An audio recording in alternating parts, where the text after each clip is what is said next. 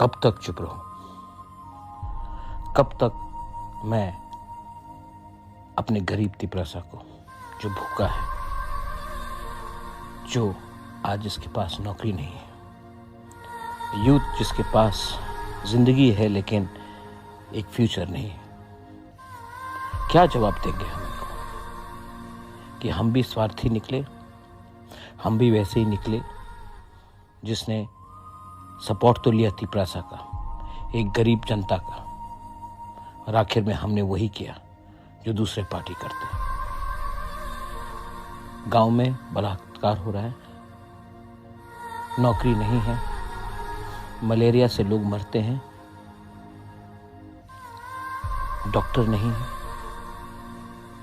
रास्ता टूटा हुआ है, कॉन्ट्रैक्टर्स पैसा खा लेते हैं, मंत्रीज, इलेक्टेड लीडर्स पैसा खाते हैं, और तिपरासा का वही कंडीशन है। पूरा नॉर्थ ईस्ट, पूरा देश हमारे ऊपर हंसता है क्योंकि हमने क्या पाया है? हमें पावर चाहिए कि राइट्स चाहिए? अगर राइट्स चाहिए तो पावर बाद में आएगा ही, लेकिन अगर आज अपनी पावर के लिए अपने राइट्स को आप बेच देंगे, छोड़ देंगे, तो कुछ नहीं मिलेगा। हम इतने सेल्फिश कैसे हो गए?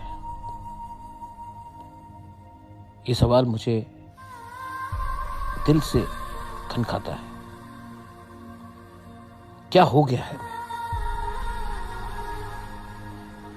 मरने के बाद ऊपर वाले को तो आपको जवाब देना पड़ेगा। क्या जवाब देंगे? कि हमने भी वही किया, सपोर्ट लिया एक गरीब जनता का, एक गरीब भूखा तिपरासा का, और हमने उन्हीं को वापस वही धोखा दिया जो 70 साल से नेता कर रहे हैं।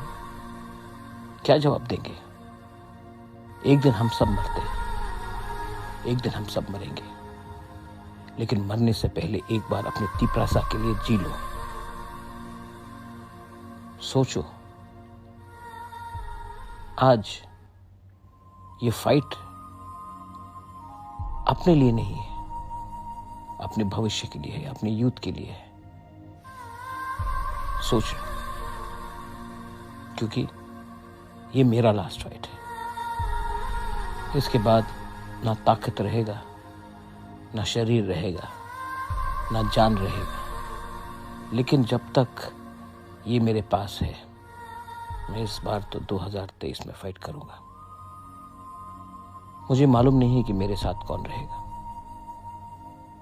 मुझे मालूम नहीं, लेकिन मैं जानता हूं कि एक जो बूढ़ा गांव में माँ है, जो बूढ़ा गांव में तिपरासा है, वो मुझे प्यार करता है।